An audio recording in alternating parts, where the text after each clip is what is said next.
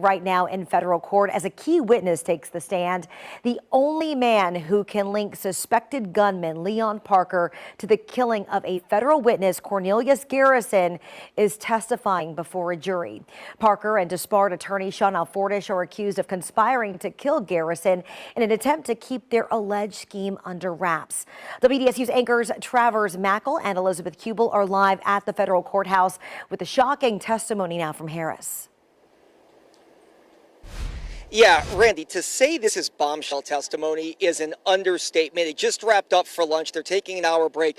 But Ryan Harris laying out a scheme that he claims he played with Sean Alfordish, who's on trial, and Leon Parker to kill this federal witness, giving unbelievable detail in the last hour about how they worked the scheme to go and essentially kill this man, Cornelius Garrison. Bombshell is definitely the way to describe this testimony. I can't imagine any other witness being more of a star for the prosecution than Ryan Harris was just now. He did not hold back at all when describing how he says the night of this murder unfolded, from introducing Sean Alfordish and Leon Parker to each other, to purchasing burner phones, to then luring Cornelius Garrison to the front door of his mother's home. And then, as Ryan Harris said, putting the gun squarely in Leon Parker's hands as he says he unloaded 10 bullets into Cornelius Garrison. And look, Sean Alfordish, who the feds claim is the mastermind, Ryan Harris agreed with that. He said that after Cornelius Garrison started cooperating with the feds,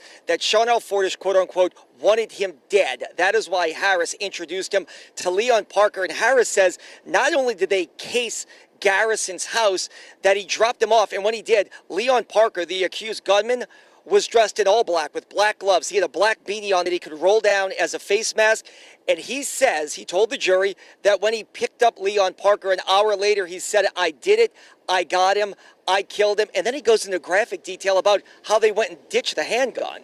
As they said, they dropped it into a canal. You mentioned as well kind of the plot that went into this, the fact that the day before they went and canvassed the neighborhood, canvassed his home, checking for things like doorbell or ring type cameras. I do want to point out as well, Travers, that so far this morning, for the last several hours now, we've had the opportunity to hear prosecutors ask questions of Ryan Harris. So now when we come back from lunch, it is going to be the defense's turn. So it'll be interesting to see the questions that they have aimed at this star witness for the prosecution, Ryan Harris. Yeah, because Randy, as we wrap up, Harris is the star witness. He is a guy that just made unbelievable links between all these defendants, but he's also a key player in the scheme who has pleaded guilty, so they will definitely hone in on his credibility after lunch. We'll have more details on our website in just moments, and much more coming up at 4, 5, and 6.